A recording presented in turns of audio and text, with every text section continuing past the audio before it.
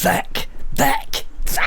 You should talk about the tax thing, Vic, because nobody knows about it, and well, it's not true that nobody's talking about it. There is a few people. Stu from Vape Smarter has done a couple of really good videos on Facebook, but I was getting emails ever since that short went up. Well, why are you not doing advocacy? It's pointless.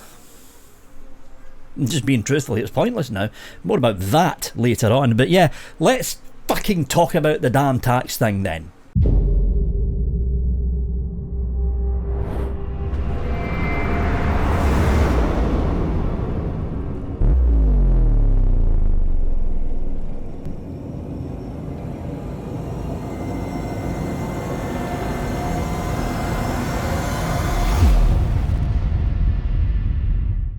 So before we get into this, what am I vaping on? Nightmare. I'm still on the Nightmare. Fucking good tank. Fucking good tank. And it looks brilliant on top of this mod. The Toffee Hammer of God, which is the HOG 200, filled with black vine.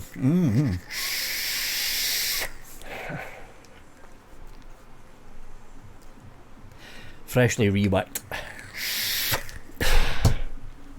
Still on the Taita X2 that a very kind subscriber sent over to me because I broke the last one, and I love this little borrow device with Mike Vapes dual sliding glass door blah blah blah. That's the Mike Vapes Blaze borrow with the two sliding glass doors in it. Peach custard in here.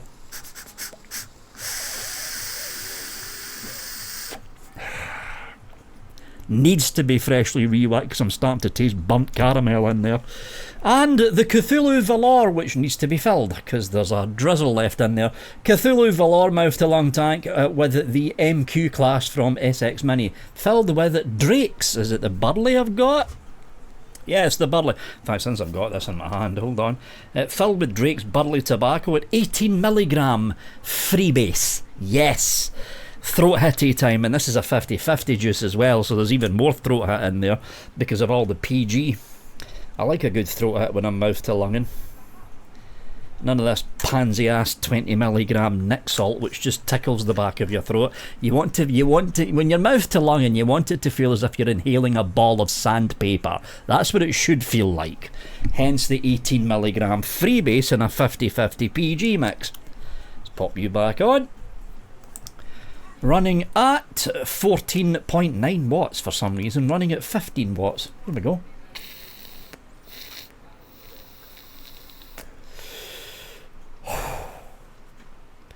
There's a throat hit right there.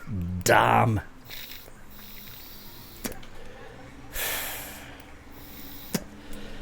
Oh, lovely. So, before we get into the tax thing, let's lay out the foundation of what I think actually caused this to happen, because this has been on the cards for a very long time. If anyone cast their mind back to when I was doing the WhatsApps about a year ago now, just before Labour got into power, I was warning everyone that if Labour got in, and it looked like they were going to win by a landslide, and it turned out they did win by a fucking huge landslide, if they got in, they would basically hammer the vaping industry. And lo and behold, within the first month of them being in power, the white paper appeared. At least in a very rough form, copied from the Rishi Sunak white paper that he drew up under the Conservative Party during the last year of his premiership. But all this stems back to before then. There is a lot of history to do with vaping and the Labour Party. A lot of history to do with vaping and the Labour Party. And some of the problems that we're facing right now in this industry can be laid firmly on the doorstep of several segments of the industry. Not the entire industry, but segments of it. Cast your mind back, people, to the golden age of vaping, as a lot of people call it. You're talking 2016, 2017, 2018, when vaping in the UK seen an exponential rise. Exponential rise. From 2016 to 2018, the amount of vapers in the United Kingdom tripled. Literally tripled. From an estimated 1.5 million in 2015 going into 16 to something close to 3.5 to 4 million round about the end of 2018. In that short space of years, vaping exploded. This is when you've seen the rise of the big companies like Totally Wicked, like VPZ starting to dominate the high street. This is when you've seen the Conservative Party having the light touch approach to the vaping scene. Let's face it, the UK has had it easy since before Rishi Sunak. All the way through the David Cameron and Nick Clegg premiership, the first time the Conservatives got in, all the way through David Cameron's premiership, right up until he fucked up Brexit and then he quit, all the way through Theresa May's premiership until she fucked up Brexit and she had to quit, all the way through Boris Johnson's premiership until he fucked up with Partygate and COVID and he had to quit, all the way through Liz Truss's 40 days of being a Prime Minister up until she fucked up a budget, threw her Chancellor under the fucking bus and the markets basically told her to quit, which she did, and up until the last year of Rishi Sunak's premiership, all those Prime Ministers under the Conservative government had a very light touch to do with vaping. We have had it easy. We have. All the way through the threats of flavour bans that happened in Norway and Sweden, all the way through the threats of the overhauled TPD which was happening and still is happening in Germany, France and Spain, all the way through the threats of much more stringent regulations to do with vaping from 2018 all the way through up to round about 2023-24, and then the UK showed the first signs of stepping into line with the European Union. We've had it easy. All we had to suffer was 10ml bottles of liquid, which we found our way around with Shortfills and Longfills, 2ml tanks, which everybody ignored. Hello, Nightmare RTA, you can buy it in the UK. People just ignore the 2ml capacity. The one kicker was the 20mg per milliliter limit on nicotine. Because I remember back in ye olden days, I used to vape on 32mg freebase. Yeah, back in ye olden days. And I've got another Cthulhu Valor over there that's got 25mg per milliliter freebase currently in it if I need a massive hit of nicotine. Yeah. What can I say? I like nicotine. If I don't have nicotine, I run outside and kick a puppy. Right? I need my fucking nicotine. Leave me the fuck alone. Anyway. All the way through this, we had it easy. And for a large portion of that time, the vaping industry in the UK was capable of policing itself. The massive raids in Leicester in 2019, the vaping industry got together and basically told certain elements of what was happening in Manchester to calm the fuck down. The raids that happened in Birmingham and London in 2016 and 2017, again, the vaping industry, or people who represented the vaping industry, this was kind of before IBVTA and UKVIA came to power. Elements of the vaping industry told certain elements of the wholesalers in Newcastle and Liverpool to calm the fuck down.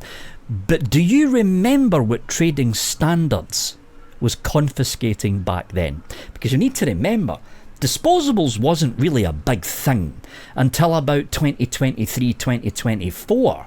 So what were they raiding the shops for? E-liquid.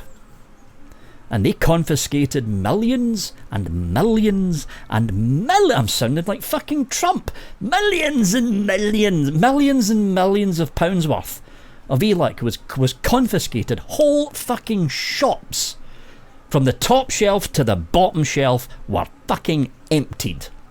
And it was juices from Malaysia or the Asian subcontinent. Normally, generally speaking, it was juices from there. Because some of those juices had nasty stuff in them. Nasty stuff in them. They did. Then something changed.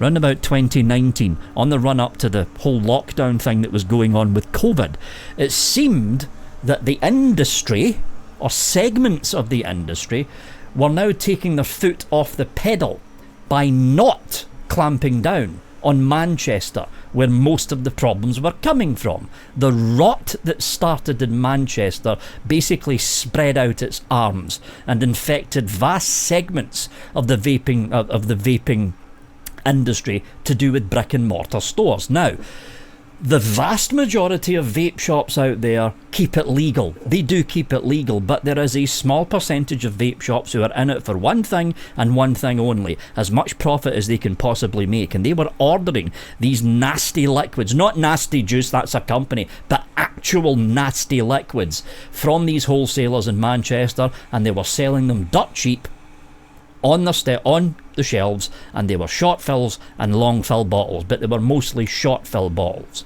And this is when we've seen a rise in the anti-vaping sentiment that happened just before the COVID-19 lockdowns actually kicked off. Now, at that point in time, Conservatives were still having a hands-off approach to do with vaping. They were still having a hands-off approach. This was in the run-in to Boris Johnson's premiership all the way through the COVID-19 thing. But Labour were kicking up a storm. And they continued to kick up a storm all the way through COVID, all the way through the end of COVID, all the way through the rise of the disposables, and up to including their term in government. The Labour Party never forget. Because the whole mantra of vaping in the UK, to do with the UK industry as a whole, is the industry polices itself. They lost that trust in 2019 and 2020. This is when you started seeing raid after raid after raid after raid after raid, and up until the whole thing with disposables kicked off, it was always e-liquids they were going after, and it was always short fills they were going after.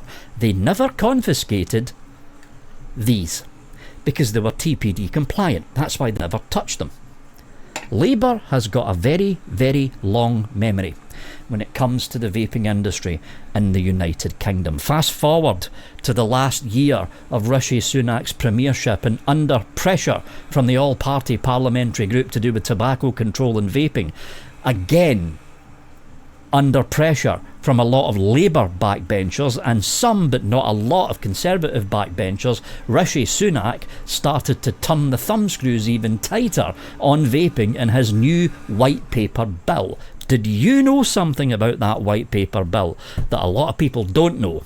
I heard this from a former Conservative MP who was in the know when it came to the APPG group to do with tobacco control and vaping. If Rishi Sunak had made it into another term, full 4-year term as a Prime Minister, he was planning to raise tobacco by the end of 2027. A packet of 20 cigarettes would be £20, and a 10ml bottle of liquid, £17.99. Average. Now, even with that massive price hike, the health people could say, well, vaping is still cheaper than smoking. Look, cigarettes are £20 now. Not, completely covering the fact that you've basically almost tripled the price of a 10ml bottle of liquid. Why did they do this? To get back some of the taxes, the literal tens of billions of pounds lost because of the millions of people that switched from smoking to vaping. That was basically why they were doing it. Fuck all to do with the kids, fuck all to do with health. They needed the money. It's as simple as that.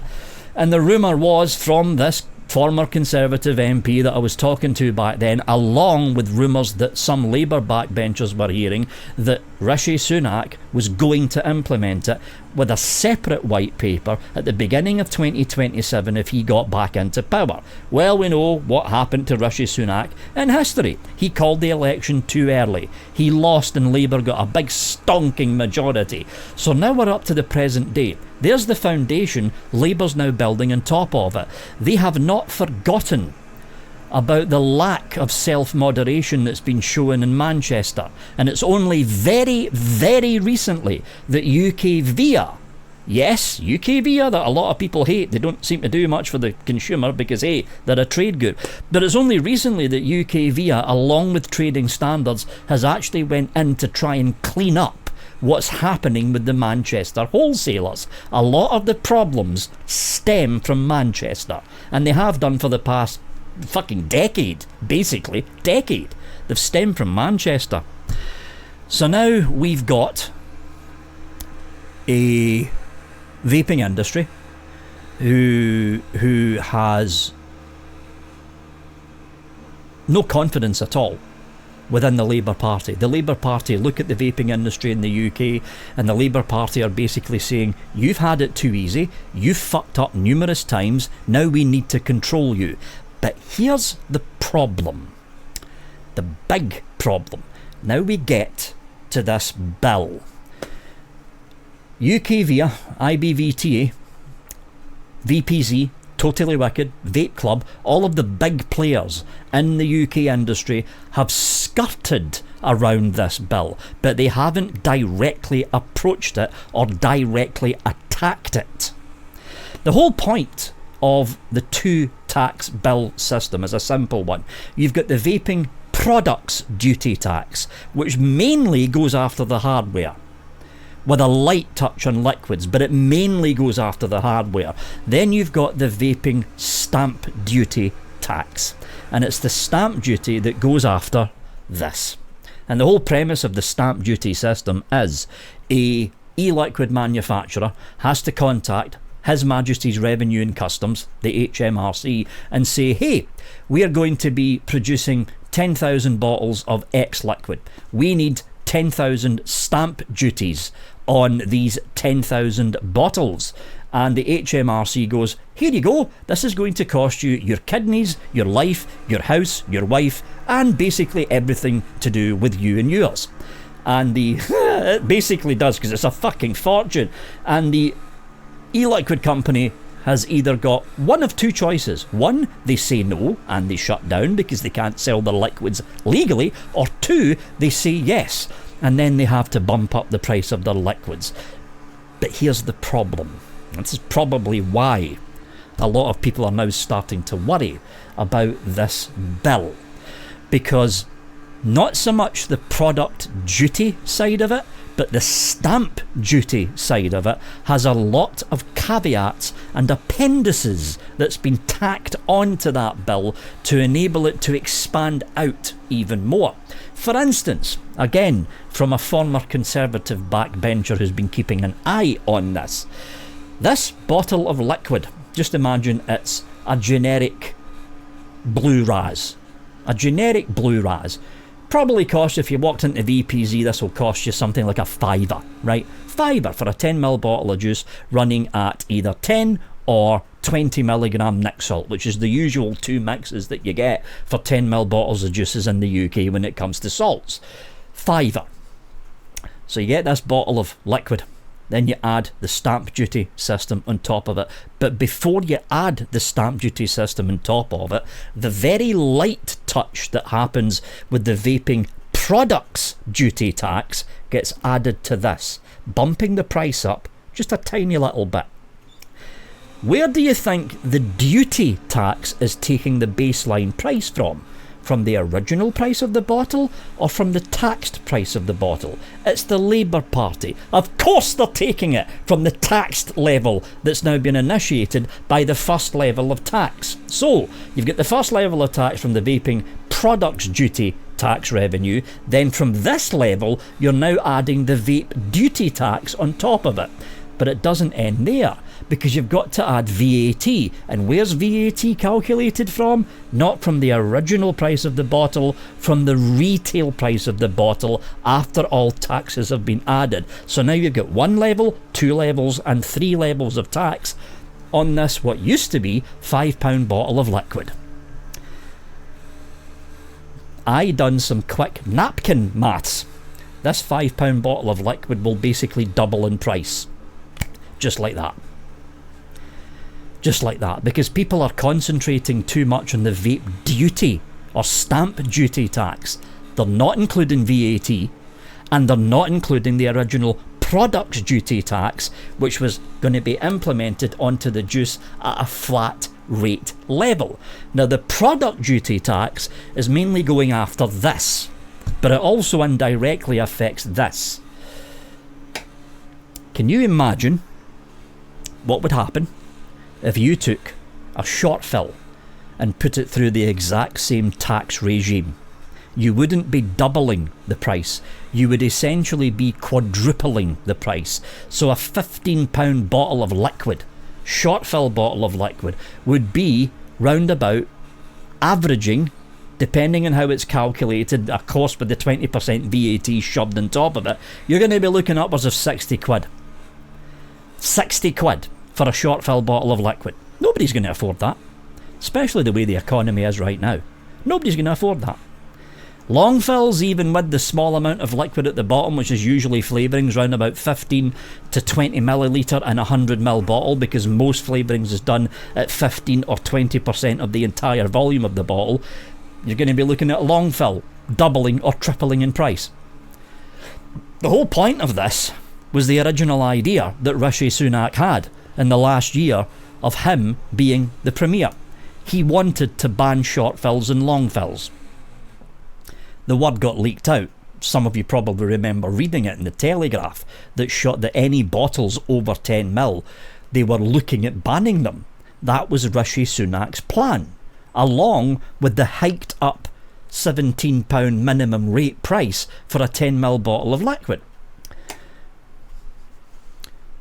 Why did none of the industry, the big industry players, have an uproar about this?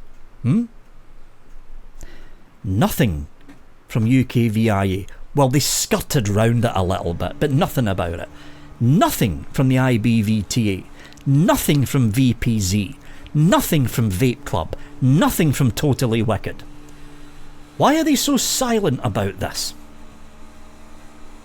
Well, it might have something to do with VPZ heavily investing in 10ml TPD compliant bottles and processing of said liquids for TPD 10ml compliant liquids. It might have something to do with Totally Wicked heavily investing in 10ml compliant liquids. It might have something to do with Vape Club heavily investing in the exact same thing.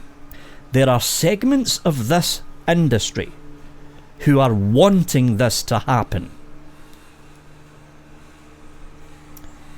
And that's not from me, that's from a current Labour backbencher. Segments of this industry want this to happen. Again, cast your mind back.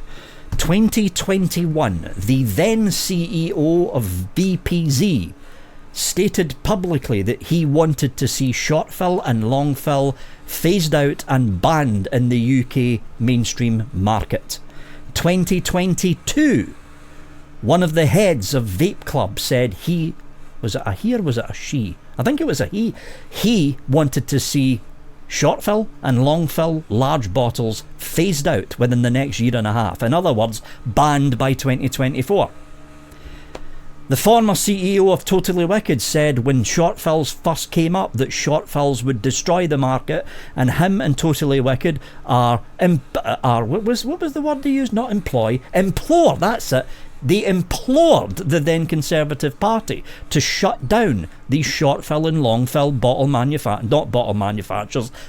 manufacturers, to put the UK e-liquid industry, and I quote, on more of a level footing. So you've got the three biggest companies, arguably, in the UK, all saying in different time frames from each other they want rid of short fills and long fills, and they want everyone to have this and only this. And now we've got the vape stamp duty system, which will effectively wipe out 90% of the e-liquid market, because most of the smaller e-liquid manufacturers, like Rochford Project, a classic example, or like Jane, Shytots, most of the smaller liquid manufacturers are not doing 10ml. They're doing short fills or long fills. That's all they're doing. So, by the end of 2027, when all this falls into place, you're going to have current liquid manufacturers who, number one, won't be able to outlay tens of thousands of pounds to buy in these brand new vape stamp duty tax stamp things to go on their labels, who number 2 will not be able to find a financial guarantor to back up their business, because another clause in this white paper is liquid manufacturers have to have a financial guarantor. So if they go bankrupt, the guarantor picks up the bill for the stamp duty taxes. Now, can you imagine any bank manager worth their salt turning round to a small-time liquid manufacturer who's making a little bit of a profit? So their company's turning a profit, but not enough to warrant that bankrolling that particular liquid manufacturer to the tune of tens of thousands of pounds in order to bring in more stamp taxes for the new tax implemented by the HMRC. And if that company goes bust, the bank has to cover the tax. That line alone about the financial guarantor, number 1, it shuts down any hope of any kind of brand new liquid company springing up in the UK. Any hope. Because it doesn't matter if the liquid contains nicotine or doesn't contain nicotine. It needs to have a tax stamp on it. Nicotine or non-nicotine, doesn't fucking matter. So any new liquid company popping up would need to find a financial guarantor. No bank in their right mind is going to bankroll a brand new e-liquid company, knowing that that brand new e-liquid company has to go through several hoops to get those stamp tax duties in, and then spend tens of thousands of pounds to actually book and keep those tax stamp duties on the books in their company. No bank manager in their right mind is going to cover that. So there goes brand new e-liquid companies after 2027. There goes about 90% of the current e-liquid companies in the UK. Where's this all heading? Look downstream, people. Downstream. Don't look at the tax. Look what happens after the tax. A handful of companies will benefit from this. Only a handful. VPZ, Vape Club, Totally Wicked, and a couple of others, but mainly those 3. Because think about it, you walk into your VPZ, you walk into your Totally Wicked shop, if there's any left, and you look at Vape Club and you'll see a lot of 10ml bottles of liquid. A lot of them, and most of them are under that shop's own brand, because VPZ's own brand liquid is actually made by VPZ themselves. When was the last time you seen VPZ's own brand liquids sold in an independent vape shop? When was the last time you seen Vape Club's own liquid sold in an independent vape shop? When was the last time you seen Totally Wicked's own brand liquid sold in an independent? You know where I'm going with this. Vape shops, no matter who they are, who they're run by, or where they are, gets most of their profit from the liquids. They don't get the profit from the hardware. There's very little margin in hardware these days. The biggest margin is from the liquids. It's from the liquids. And with VPZ, Totally Wicked, and Vape Club controlling the biggest portion of the 10ml market and only being sold exclusively in their own shops, how's the independent vape shop going to make any money? Will Riot Squad survive this? Well, if Riot Squad have a couple of million quid in the bank, probably. Will Exceptional Vapes, and I've got a lot of time for Carol, fucking good company, but is Exceptional Vapes big enough to survive this? Do they have the capital to survive this? Has Jane Dowd? Sorry Jane, I fucked up your name again. Has Jane from Shy Tots, along with Jay from Rochford Project, have they got the capital to survive this? Probably not. Probably not. So what used to be a very wide e-liquid industry in the UK is concentrated down to a very narrow road controlled by about 3 to 5 companies and their white label manufacturing facilities. This is why segments of the industry has been extremely quiet about this. Because you would think that they would be raising fucking hell over the fact that their 10ml bottles of juice is going to be 3 to 4 times more expensive. But they're looking at this from the silver lining around that cloud. Because at the same time, this doubles or triples in price. The thing that they don't like, short fills and long fills, are removed from the market.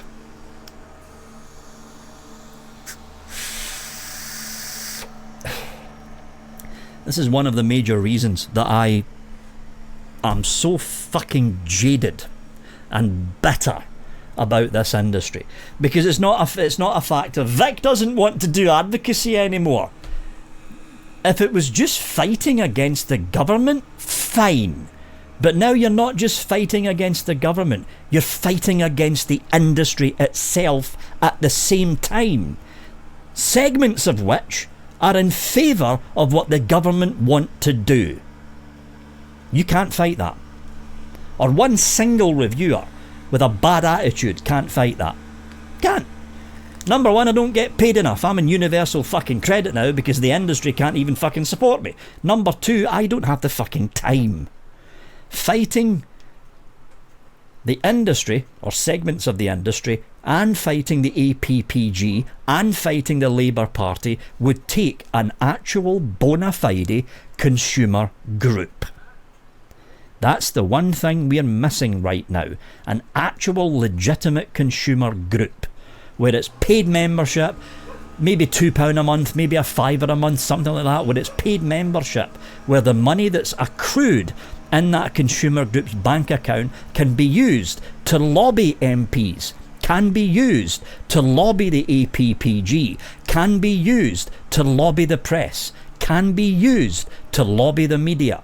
That's what we need right now. And we need it by the end of this year. We need it by the end of this year. Because if we wait until 2025, it's too late.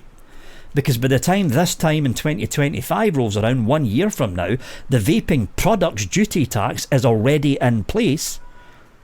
And the stamp duty tax will already be rolling into law. If there's going to be a consumer group to fight for the consumers, it has to be in place and up and running by the end of this year. And I'm not fucking doing it. Nope. No. Not fucking, nope. Not doing it. Not fucking doing it.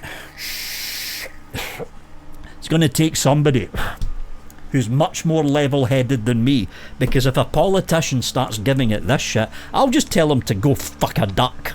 That's what I'll do, live on fucking TV in some kind of interview in fucking Newsnight or some shit. Well, we've got to think of the children. Fuck you and fuck your children, you piece of shit. You're lying.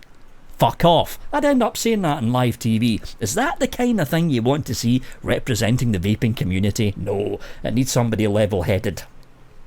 Somebody a lot more level-headed than me that can actually talk politics. Even though I can actually talk politics. I'm not level fucking headed. I just get angry. Politicians piss me off.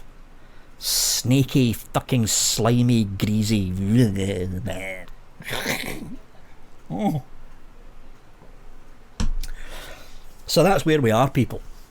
That is where we currently are. Now, I still firmly believe that there is a good chance that the stamp duty tax system will be either severely overhauled so it doesn't wreck 90% of the industry, or it will be completely removed in 2026. I still firmly believe that. The problem is, there is segments of the industry, I'm not going to name who, I think you could probably guess by now, there is segments of the industry who have got, shall we say, a profit motive in this actually happening. Because the way they're looking at this, if the short fill and the long fill markets are wrecked, it means the market is now wide open for their existing 10ml TPD compliant bottles. Again, why do you think none of the big companies have even spoke about this yet, because they want it to happen. Anyway, that basically covers it, folks. Oh, I forgot one thing as well. The rules for the stamp duty tax.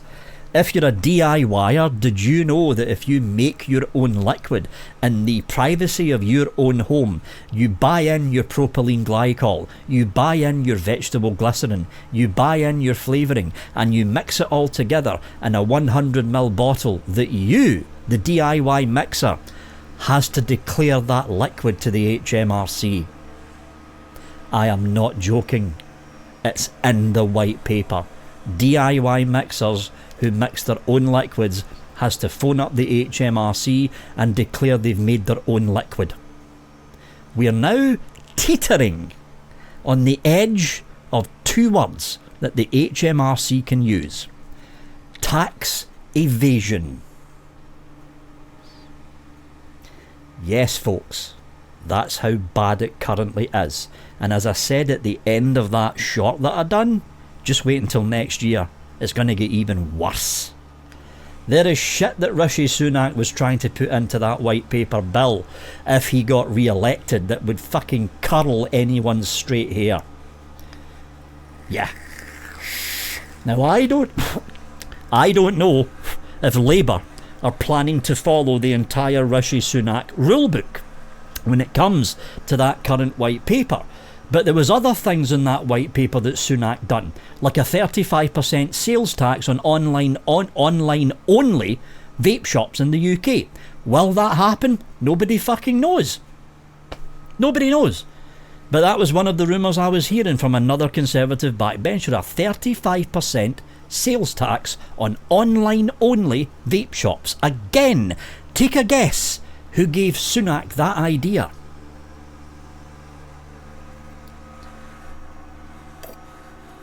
When it gets to the stage that segments of the industry is twisting the industry in their favour for the current sitting government to ruin other segments of the industry that they don't like, advocacy doesn't mean jack shit. We need a consumer group, and we need it now. Well, not right now, we can't fucking set it up right now. We need it by the end of this year.